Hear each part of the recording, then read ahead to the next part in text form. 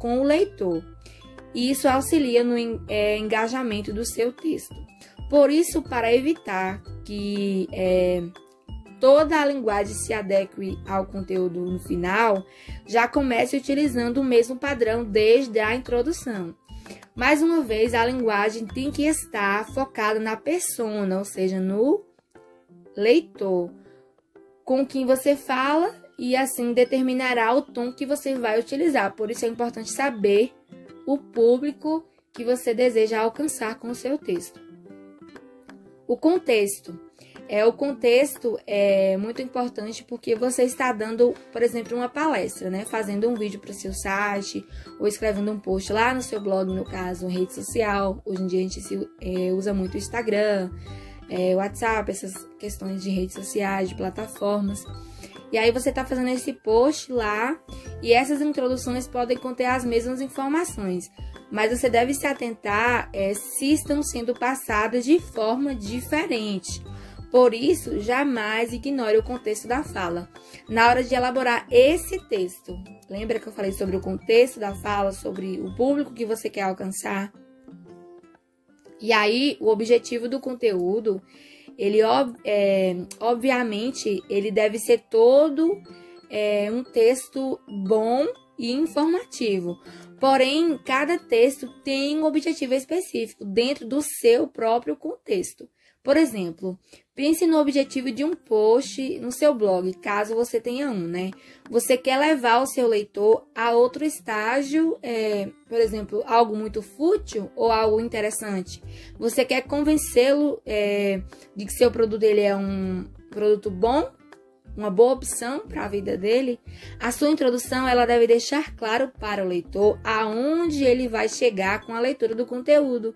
Se você não sabe aonde quer chegar antes de começar o seu texto, possivelmente sua introdução será genérica, né? E não gerará o engajamento necessário para o seu texto. Basta imaginar uma viagem, por exemplo. O primeiro passo é comprar uma passagem ou pegar uma estrada. Se eu não sei para onde eu vou, o início do meu trajeto vai ser confuso, cansativo e cheio de buracos, não é mesmo? Então, por isso é muito importante pensar nessa questão do objetivo e para que eu estou escrevendo. O tamanho do que está sendo produzido, pessoal. Quanto menor o texto, menor a introdução. Por isso, se um post tem 500 palavras e na sua introdução ocupa 250, tem alguma coisa errada com o seu texto. Você deve utilizar a menor quantidade de palavras possíveis para introduzir determinado assunto. E isso só será possível se você for objetivo, claro e coeso. Um bom exemplo, eu vou dar para vocês aí, todo destacado em vermelho, tá aparecendo na tela para vocês. Vamos imaginar um tema. E aí você precisa escrever um texto sobre as vantagens, por exemplo, dos churros nos carrinhos do tio lá da esquina. Sua persona é a Flávia, ela tem 26 anos, é publicitária, apaixonada por doces, mas que sempre fica em dúvida entre as opções gourmet e as tradicionais. Como as do bom e velho tio, né, que a gente deu o exemplo aí, que vende churros lá na esquina. Para que a gente possa ajudar a Flávia a resolver o problema, você está elaborando um post de 1000 palavras com a base em todas essas informações que a gente tem. Lembra da persona? Que vão determinar o andamento do texto. Essa seria uma boa introdução. Vamos lá? Vamos começar a fazer essa introdução. Quem não ama churros? Uma questão. Afinal, a ideia de uma massa quentinha, crocante por fora, macia por dentro e recheada de um maravilhoso doce de leite que escorre pelas pontas é tentadora, mas muitas vezes você se questionou se deveria comprar os churros do tradicional, do tio da esquina, ou se deveria apelar para as versões gourmet e cheias de complementos do food truck ou da pracinha. Então, pessoal, vocês observaram a questão do contexto, de chamar a atenção, de observar a persona, que no caso aí é a Flávia, né? E o que realmente iria chamar a atenção com essa publicidade. Por isso, nós vamos te ajudar a entender, né, essa questão das vantagens dos churros do carrinho do tio da esquina, que, acredite, pessoal, vão muito além do preço e da proximidade. Vamos fazer um checklist para ver se essa introdução atentou a todos os pontos apresentados anteriormente. Lembra que eu falei?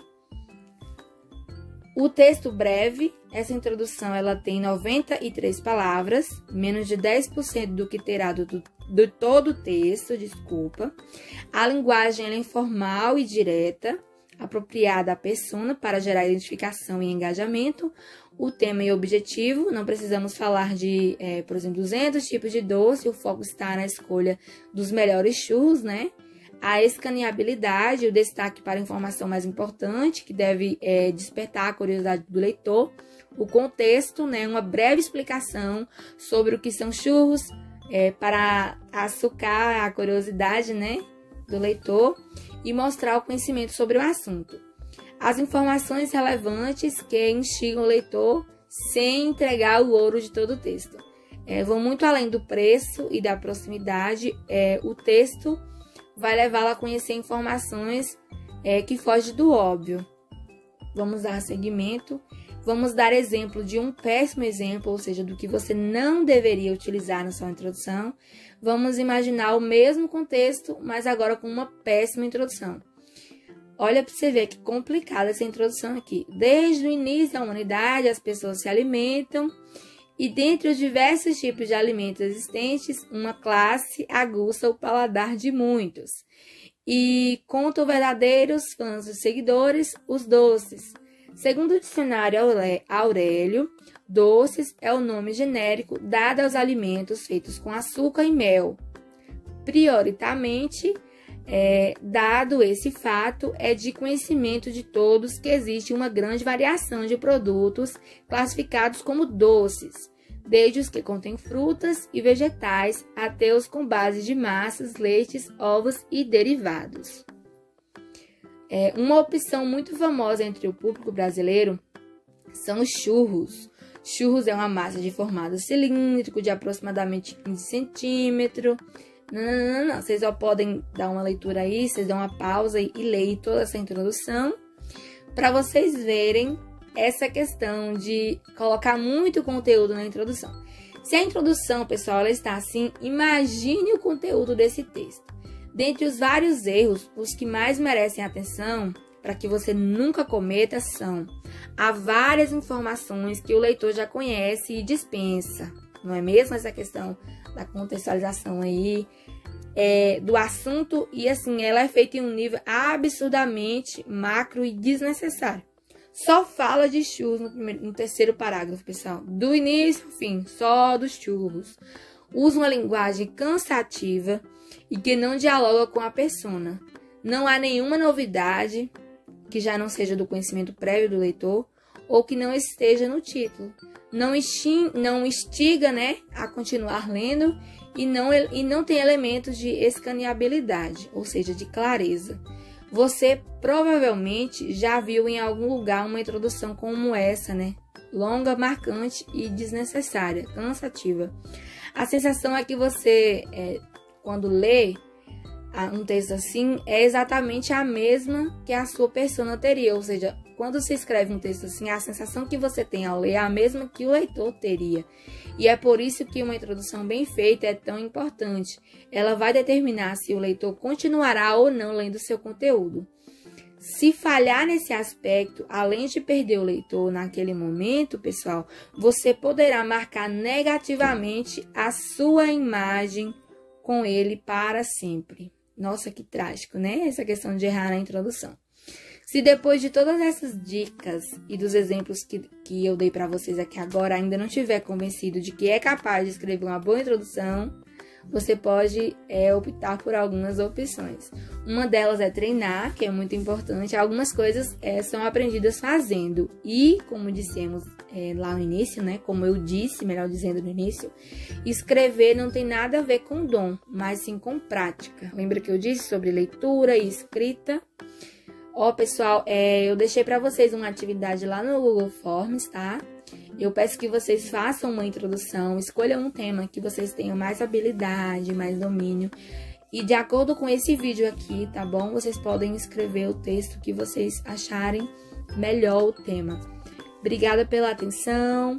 Tenham uma ótima tarde, uma ótima atividade e até a próxima aula. Beijos, fiquem todos com Deus.